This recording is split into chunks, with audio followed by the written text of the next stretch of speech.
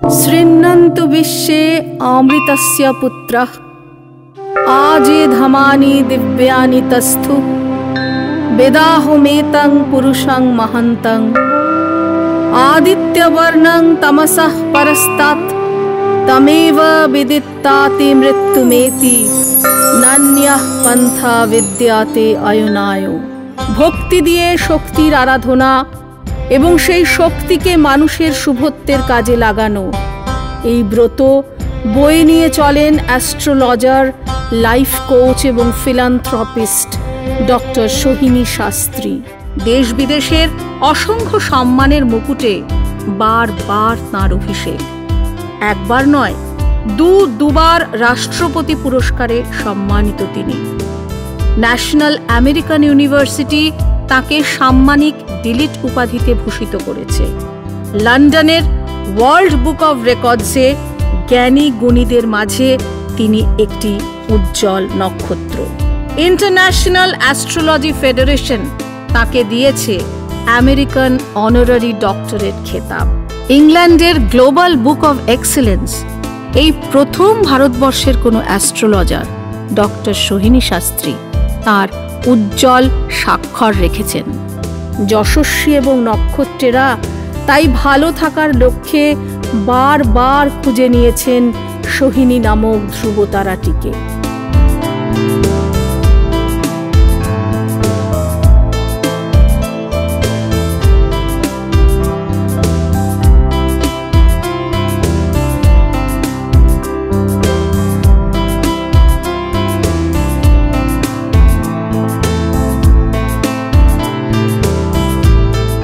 জ্যোতিষবিদ্যার জ্ঞানকে পরোপকারে বিলিয়ে দেবার দর্শন নিয়ে লিখে চলেছেন একের পর এক বই।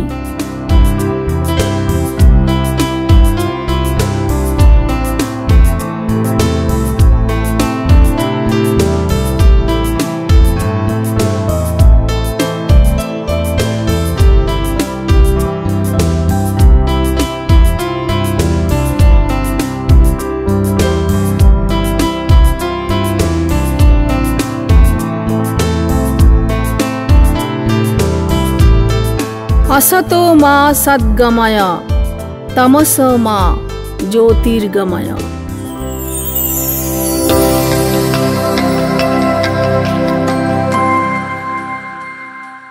নমস্কার, আমি রূপালী, আপনাদের সকলকে স্বাগত জানাচ্ছি এই অনুষ্ঠানে।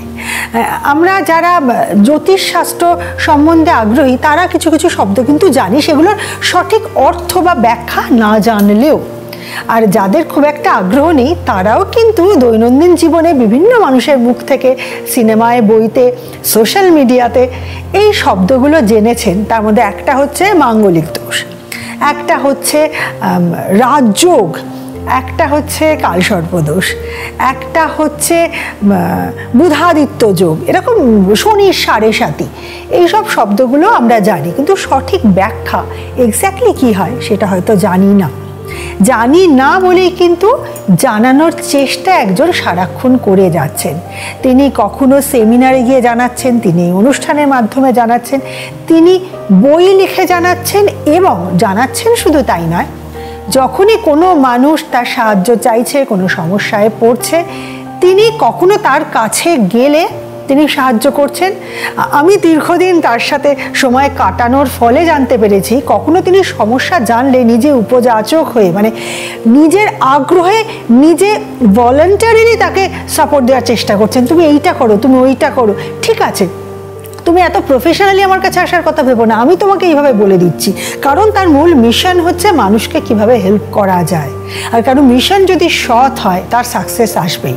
সাকসেস কিরাম কতটা আপনারা এতক্ষণ পর্দায় দেখলেন। তিনি আর কেউ নন, দেশীয় এবং আন্তর্জাতিক ক্ষেত্রে খ্যাতি সম্পন্ন শ্রেষ্ঠ 10 জন অ্যাস্ট্রোলজারদের মধ্যে অন্যতম, এবং ইতিমধ্যেই দুবার রাষ্ট্রপতি পুরস্কার পেয়েছেন সেই সোহিনী শাস্ত্রী আমাদের আজকের অনুষ্ঠানের অতিথি। নমস্কার সোহিনীদি, স্বাগত। কেমন আছো? খুব ভালো আছি। তোমাকে না অতিথি ঠিক বলা যায় না, তুমি এই বাড়িটার হচ্ছে তুমি কর্ত্রী, আর আমি সেই অর্থে বলতে গেলে তোমার অনুচর বা সাগরেদ। তোমার কাছে শুনে শুনে যতটা সম্ভব অ্যাওয়ারনেস করার চেষ্টা করি। তার ফলে আমিও কারো সান্নিধ্যে আসলে তোমার থেকে শোনা জ্ঞান ওই একটু হাতুড়ে ডাক্তারের মতন বেসিকটা বলি, এইটা কিন্তু এইভাবে ভাবা উচিত, বাকিটা কিন্তু সৈনিকদের সাথে কথা বলো। ঠিক না, তুমিও অনেকটা জেনে গেছো এবং তুমিও যখন বলো ভীষণ সুন্দর বলো। এবারে আসি, আমরা এই অনুষ্ঠানে কাল সর্পদোষ নিয়েও কথা বলেছি, আমরা সাধু সর্পদোষ নিয়েও কথা বলেছি, যেটা আমি বলে আমি প্রথম শুনলাম যে সাধু সর্পদোষও হয়।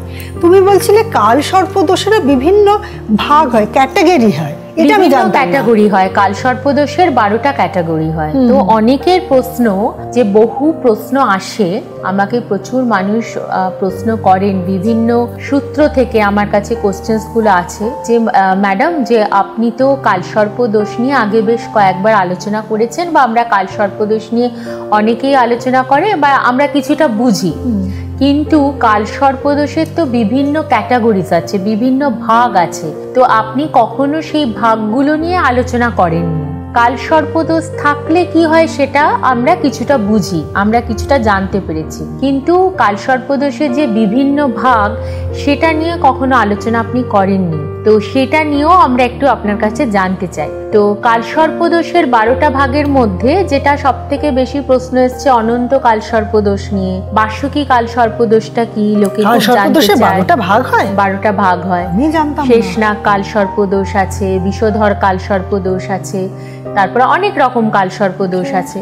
তো আজকে আমি যেটা ঠিক করেছি যে আজকে আমি অনন্ত কাল সর্পদোষ, কুলিক কাল সর্পদোষ এবং বার্ষিকী কাল সর্পদোষ, প্রথম 3টে 12টার মধ্যে প্রথম 3টে যে কাল সর্পদোষ, মানে রাহু লগ্নে কেতু সপ্তমে, রাহু দ্বিতীয় তারপরে কেতু অষ্টমে এবং রাহু তৃতীয় কেতু নবমে থাকলে একটা মানুষের জীবনের কি সমস্যা হতে পারে, কি ভালোও হতে পারে, আবার অনেক সময় খারাপও হয়, ভালো হয়। এটা না যে কালসর্প দোষ মানেই যে সব সময় তার ডাউন হচ্ছে, কিন্তু হ্যাঁ এটা আমি বলবো যে কালসর্প দোষ থাকলে মানুষের জীবনের যে কাজটা মানুষ করে প্রচুর কষ্ট করে পরিশ্রম করে, সেই কাজের মানুষ কিন্তু 50% গেনার হয়, 50% তার প্রাপ্ত হয়, আর 50% কিন্তু হয় নষ্ট হয়ে যায়, নষ্ট হয়ে যায়। এটা কিন্তু প্রত্যেকটা মানুষকে, এবং কোনো একটা জীবনে তাদের কিন্তু কালসর্প দোষের জন্য সাফার করতেই হয়। সেটা হতে পারে মিডিল এজে, সেটা হতে পারে লেট এজে, এবং সেটা হতে পারে আর্লি এজে, বাট এটা কিন্তু হয়। একটা মানুষের জীবনে কিছু না কিছু সমস্যা ফেস করতেই হবে, অবস্টিকলস সেটা লাইফে আসবেই, কিন্তু তার সঙ্গে উন্নতি ডেভেলপমেন্ট আছে। যেমন জওহরলাল নেহরুর কালসর্পদোষ ছিল, সচিন তেন্ডুলকারের কালসর্পদোষ ছিলেন, আমাদের সম্রাট হর্ষবর্ধনের কালসর্পদোষ ছিল, আব্রাহাম লিঙ্কন তার কালসর্পদোষ ছিল, নেপোলিয়ান বোনাপার্টের কালসর্পদোষ ছিল। এরকম বহু বহু মানুষ আছেন যারা বিখ্যাত ব্যক্তি, তাদেরও কিন্তু কালসর্পদোষ ছিল, কিন্তু প্রত্যেককেই কোনো না কোনো সময় কিন্তু ইতিহাস মনে রাখছে এমন সব বিখ্যাত ব্যক্তিত্ব, একদম তাদেরকেও কিন্তু কালসর্পদোষে জর্জরিত হতে হয়েছে, এবং তাদেরকেও কিন্তু কোনো না কোনো সময় ফেস করতে হয়েছে। নয় তাদের চাইল্ডহুড টাইম খারাপ গেছে, অথবা নয় তাদের মিডিল এজ খারাপ গেছে, অথবা কোনো একটা দিক থেকে, সেটা বিবাহর দিক থেকে হোক, অর্থনৈতিক দিক থেকে হোক, শারীরিক দিক থেকে হোক, সম্পর্কের দিক থেকে হোক, মাতা পিতার দিক থেকে হোক, ঘরবাড়ির দিক থেকে হোক, কোনো না কোনো দিক থেকে প্রবলেম ফেস করতেই হবে। কিন্তু হ্যাঁ কালসর্পদোষ থাকে, কিছু কিছু কালসর্পদোষ মানুষকে প্রচন্ডভাবে ডেভেলপমেন্ট উন্নতিও দেয়। একটা দিক থাকে তাদের লাইফে চ্যালেঞ্জ আধার, আরেকটা দিক থাকে আলো। আধার এবং আলো, চ্যালেঞ্জ আর তার সঙ্গে হচ্ছে ফ্লারিশ।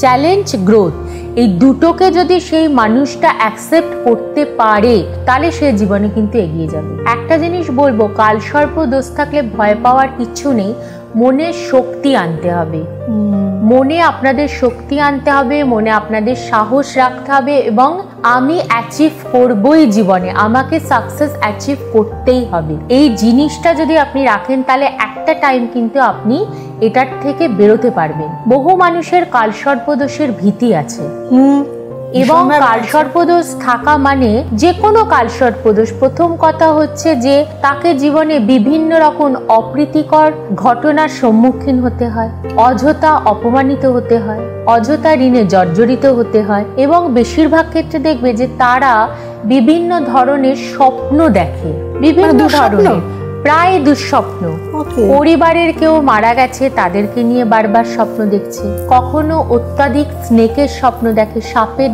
স্বপ্ন দেখছে, বাড়িতে সাপ ঘুরে বেড়াচ্ছে, সর্পদংশন হচ্ছে, এটা তারা প্রায় দেখে, যেটা তাদের মেন্টালিটি ভাবে একটা অসুবিধার সৃষ্টি করে দেয়।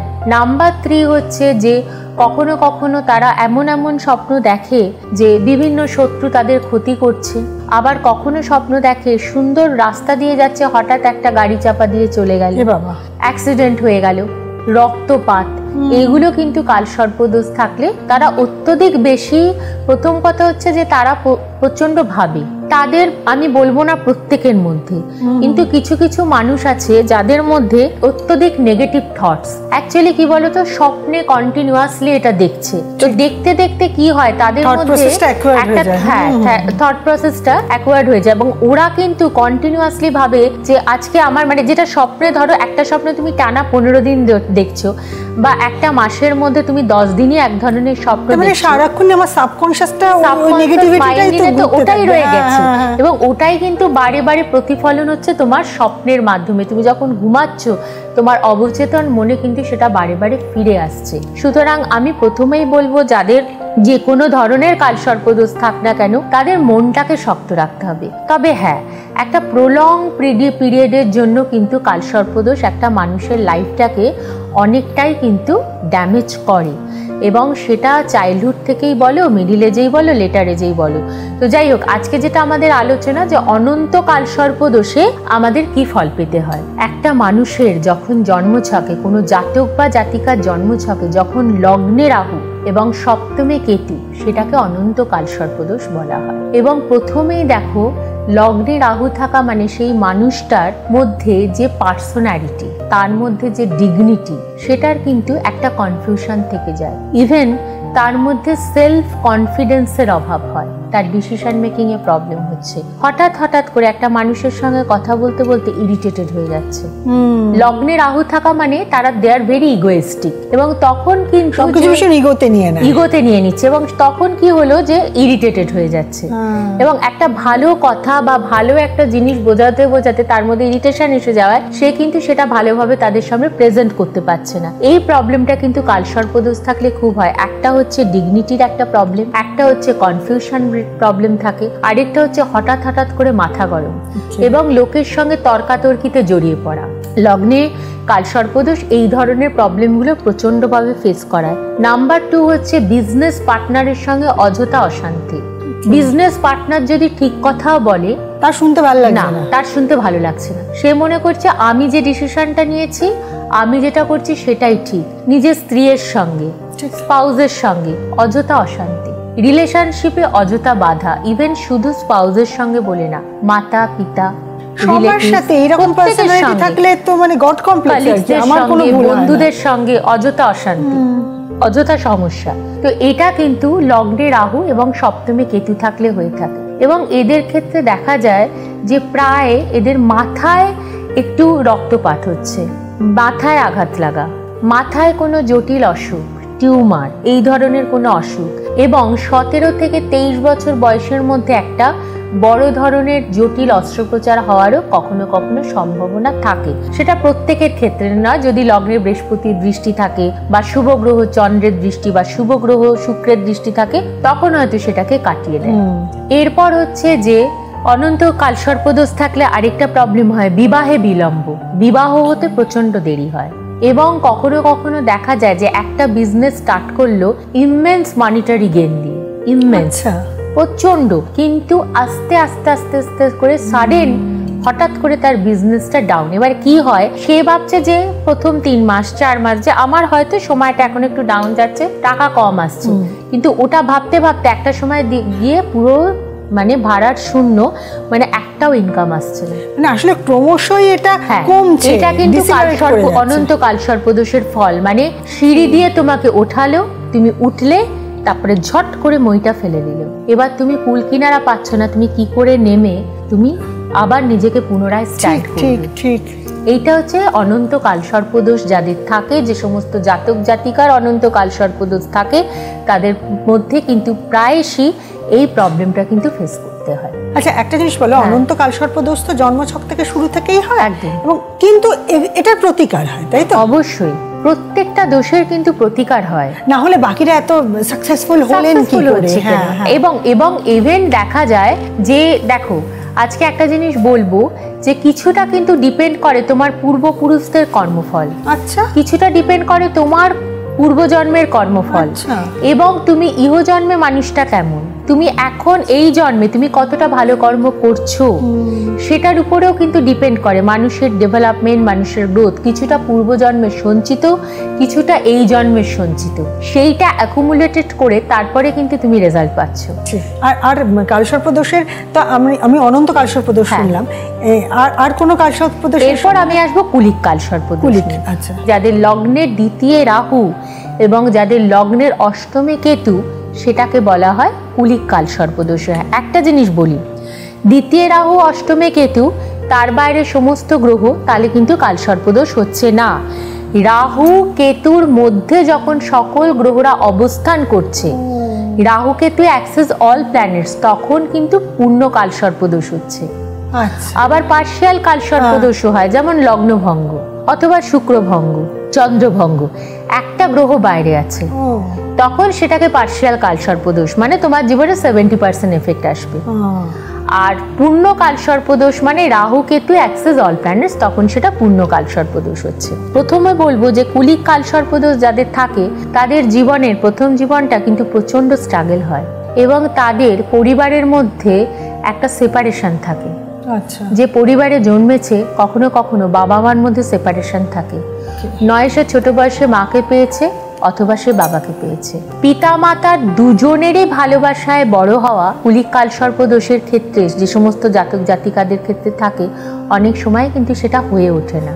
আবার কিছু কিছু ক্ষেত্রে হয়, জন্মছকে যদি আদার্স প্ল্যানেট ভালো থাকে, ভালো রাজযোগ থাকে, তখন আবার সেটা পসিবলও হয়। কিন্তু বেশিরভাগ ক্ষেত্রে দেখা যায় যে সেপারেটেড ফ্যামিলিতে জন্মায় বা জন্মাবার পর মাতা পিতার মধ্যে কারোর একজনের ডেথ হতে পারে অথবা সেপারেশন, যে কারণের জন্য পেরেন্টের যে ভালোবাসা সেইটার থেকে অন্তত বঞ্চিত হয়, খুব স্ট্রাগল ফিনান্সিয়ালি থাকে। এবং বেশিরভাগ ক্ষেত্রে দেখা যায় কুলিক কালসর্পদোষের ক্ষেত্রে আফটার ম্যারেজ ফিনান্সিয়ালি ডেভেলপমেন্ট হয়। আচ্ছা, বিবাহের পরে এদের অর্থনৈতিক উন্নতি আসে এবং এরা একটা সময় সমাজে প্রচন্ড বদনাম কুড়োয়, কিন্তু একটা সময় আবার সমাজে মানুষ এদেরকেই পুজো করে।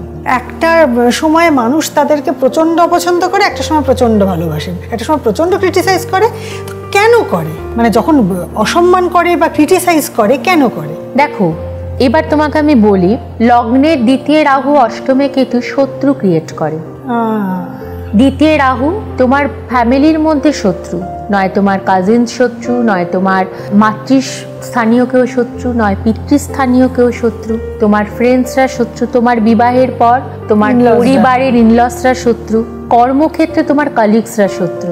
ইভেন অনেক সময় দেখা যায় যে তুমি মালিক কিন্তু তোমার এমপ্লয়িও তোমায় জেলাসি করছে, তারাও তোমার শত্রু। এবং বিশেষ করে অষ্টমে কেতু অত্যধিক কিন্তু হিডেন এনিমি ক্রিয়েট করে। এবং এমন কোনো মানুষ নেই যাদের কুলিক কালসর্পদোষ আছে তারা বলতে পারবে যে আমি শত্রুহীনা। সে যতই মানুষের জন্য করুক, যে সে যতই ভালোবাসুক লোককে, তার শত্রু অগণিত, তুমি শেষ করতে পারবে না, অগণিত শত্রু তার। এবং যে কারণের জন্য তার জীবনের অনেক ভালো কিছু বাধাপ্রাপ্ত হয়। আরেকটা জিনিস হচ্ছে, শত্রু থাকছে বলে কিন্তু অযথা অপমানিত, কারণ তোমার উপর যদি আমার রাগ থাকে, তাহলে যে কোনো ভাবে সেই রাগটা তো আমি তোমার সামনে এক্সপোজ করে ফেলবো। কোনো একটা কথায় কথায় তোমার আমি ছুতো খুঁজবো, তোমাকে ছোট করার এবং তোমাকে অপমান করার, কারণ আমি তোমাকে জেলাসি করি। কোথাও আমার তোমার উপর রাগ আছে। যখন তোমার সঙ্গে আমার সাধারণ কনভারসেশন চলছে, তখন হয়তো সামান্য একটু এদিক ওদিক তুমি হয়তো সরল মনে বলে ফেলেছো, সেটাকে ধরেই আমি তোমাকে অপমান করে লোকের সামনে চলে গেলাম। এটা কুলিক কালসর্পদোষে প্রচন্ড হয়। নাম্বার 2 হচ্ছে অত্যধিক ঋণে জর্জরিত। এদের জীবনে সারা জীবন ঋণের বোঝা বইতে বইতে এরা ক্লান্ত হয়ে যায়। হয়তো এরা ধনী হয় একটা বয়সের পর, এরা উচ্চবিত্ত হয়, এরা প্রচুর ইনকাম করে, এদের বাড়ি গাড়ি সবকিছু থাকে, কিন্তু অত্যধিক এদের কিন্তু ইএমআই দিয়ে যেতে হয়। অর্থ যেমন আসে তেমনি অর্থ যায়, এবং এদের সঞ্চয় স্থানটা খুব পুর, সঞ্চয় হতেই চায় না। মাস গেলে যদি 10 লাখও ইনকাম করে, মাসের শেষে দেখা যায় এদের 11 লাখ টাকা খরচ হয়ে যাচ্ছে। নাম্বার 3 হচ্ছে এদের স্পাউসদের হেলথ প্রায়শই খারাপ থাকে এবং সব সময় স্পাউসকে নিয়ে টেনশন, এবং মাঝে মধ্যে দেখা যায় খুব আর্লি এজে কখনো এদের স্পাউসকে এদেরকে লসও করতে হয়। সেটা হতে পারে ডিউ টু ডিমাইজ, হতে পারে due to separation, due to divorce. Okay, কুলিক কালসর্পদোষে কিন্তু এই প্রবলেমটাও আসে, মানে পারিবারিক সুখ বা দাম্পত্য সুখটা কোথাও ব্যাহত হয়, দাম্পত্য সুখটা ব্যাহত হচ্ছে, এটা কিন্তু কুলিক কালসর্পদোষে হয়। আর এরা যদি কাউকে অর্থ ধার দেয় তাহলে এরা জীবনে আর ফেরত পাবে না। এবং কুলিক কালসর্পদোষ থাকলে আরেকটা জিনিসও রূপালী, এদের কিন্তু স্পিরিচুয়াল দিক থেকে আবার উন্নতি হয়। আচ্ছা, স্পিরিচুয়ালিজমে এরা কিন্তু একটা বিশেষ মার্গে গিয়ে পৌঁছায়, এদের মধ্যে স্পিরিচুয়ালিজম থাকে। এরা আবার অনেক সময় ঐশ্বরিক সাধনায় কিন্তু সিদ্ধপ্রাপ্ত হয়, এবং এদের মধ্যে আবার ইনটিউশন খুব স্ট্রং হয়। এরা কিন্তু মানুষকে খুব তাড়াতাড়ি বুঝে যায়, মানুষকে খুব তাড়াতাড়ি চিনে যায়, এবং মানুষের চরিত্র পড়তে পারে, মানুষের মুখ দেখে বুঝতে পারে যে একটা মানুষ অপোজিটে যে রয়েছে সে কি উদ্দেশ্যে নিয়ে, সৎ উদ্দেশ্য নিয়ে এসছে না অসৎ উদ্দেশ্য নিয়ে, সেইটা কিন্তু আবার এদের মধ্যে এই কোয়ালিটিসটা থাকে।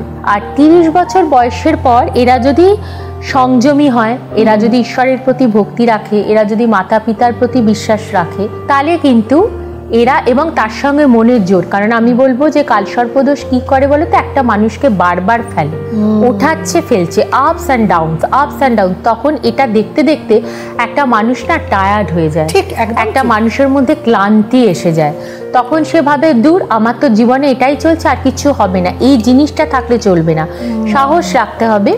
এবং তার সঙ্গে হ্যাঁ দেখতে হবে যে অন্য গ্রহ খারাপ কিনা। যদি কুলিক কালসর্পদোষ রয়েছে, তার মধ্যে দেখা যাচ্ছে বৃহস্পতিও ডাউন, শুক্রও ডাউন, চন্দ্র ডাউন, তখন আবার দোষটা কাটাতে হবে, কারণ তাহলে কিন্তু অনন্তকাল ধরে জীবনে ব্যর্থতা। তখন আবার কিছু উপায় করে, অ্যাস্ট্রোলজিক্যাল উপায় করে দোষ কাটালে তখন কিন্তু তার জীবনে উন্নতি হওয়া সম্ভব। এবং কুলিক কালসর্পদোষ থাকলে আরেকটা জিনিস, যে এরা খুব ছোট থেকে বড় হয় অর্থনৈতিক দিক থেকে।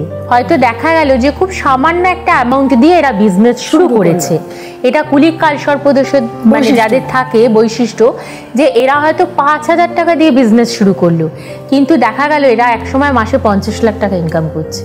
এরপর আমি আসবো বাসুকি কালসর্পদোষ, কারণ বাসুকি কালসর্পদোষ নিয়ে ইদানিং বেশ কিছু মেল আমার কাছে আসছে, কিছু চিঠি আমার কাছে আসছে, কিছু হোয়াটসঅ্যাপে কোশ্চেন্স আসছে। তো বাসুকি কালসর্পদোষ অনেকেই আপনারা জানতে চেয়েছেন এবং অনেকেই প্রশ্ন করেছেন, বাসুকি কালসর্পদোষ থাকলে কি ভাই বোনের সঙ্গে ফিউচারে প্রবলেম হবে, অশান্তি হবে? কারণটা আপনাদের এবার বলি।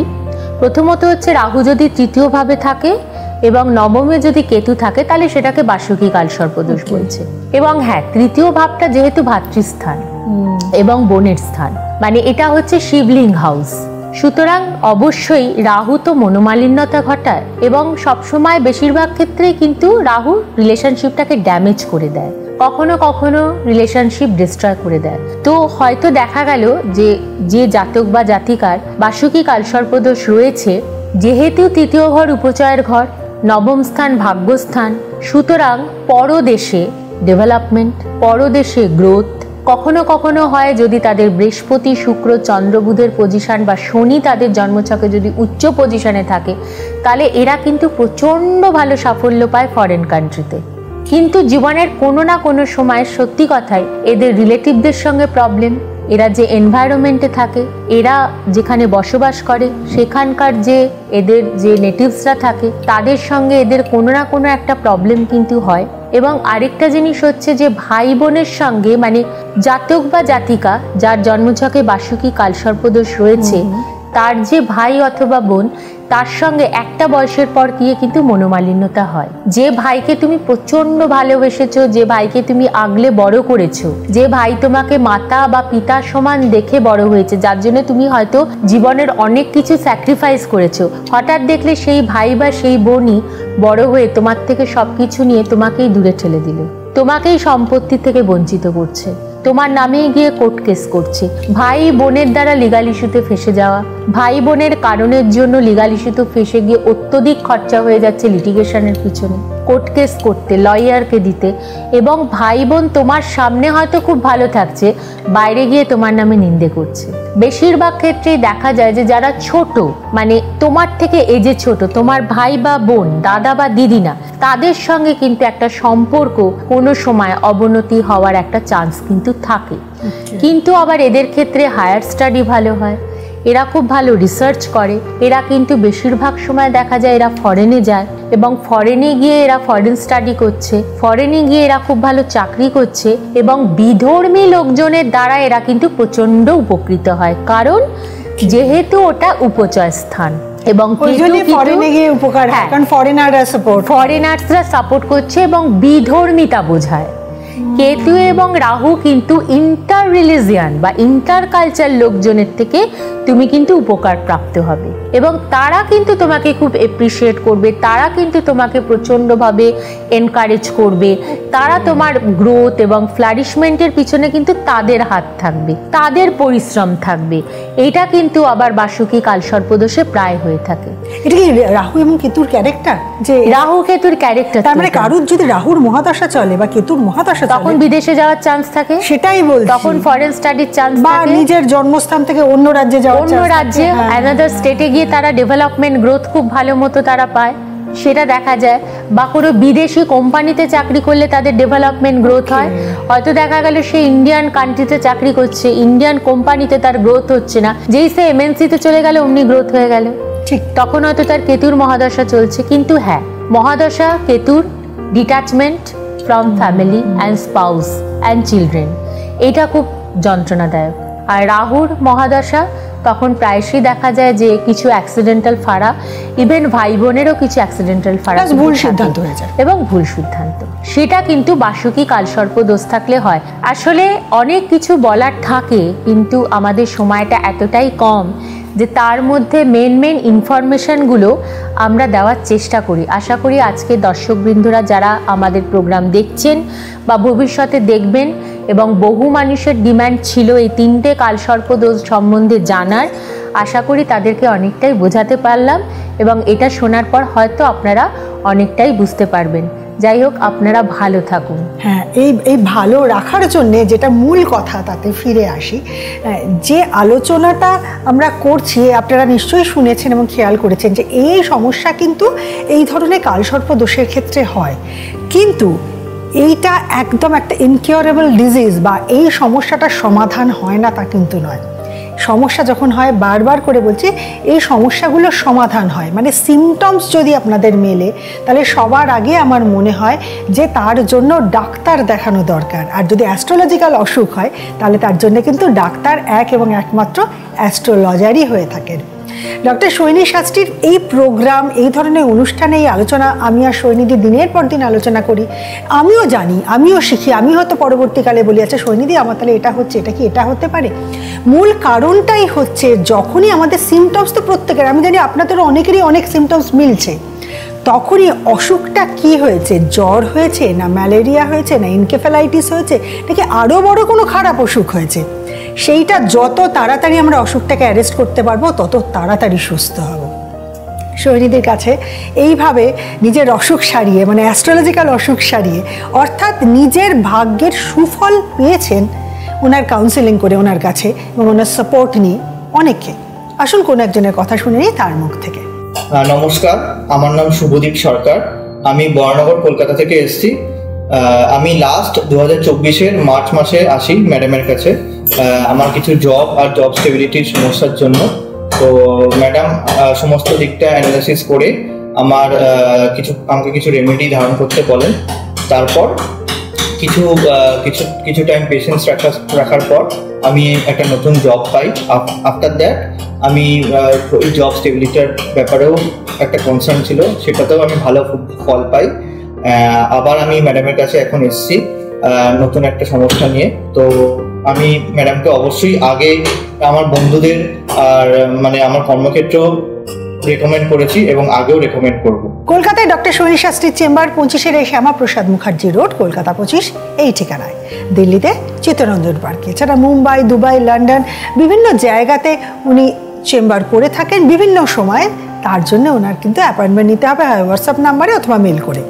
আর যদি মনে করেন এমন কোনো ডিস্টেন্সে আছেন যে কোনো চেম্বারে যাওয়াটাই পসিবল হচ্ছে না, তাহলে অনলাইন কনসালটেশনের ব্যবস্থা আছে, অ্যাপয়েন্টমেন্টের পদ্ধতি কিন্তু সেম। তাহলে সত্যি সত্যি সোহিনী, আজকের মতন তো যাওয়ার সময় হয়ে গেছে। প্রশ্ন এখন আমার এত হবে, হ্যাঁ প্রশ্ন অনেক, আমরা আবার একটা অন্য পর্বে আসব আপনাদের অনেক প্রশ্নের উত্তর নিয়ে, আবার একটা সুন্দর বিষয় নিয়ে, টপিক নিয়ে আমরা আবার আলোচনা করব। এবং আগামী দিনে আসছি এই সময় এই অনুষ্ঠানে এই চ্যানেলে, সঙ্গে থাকবেন।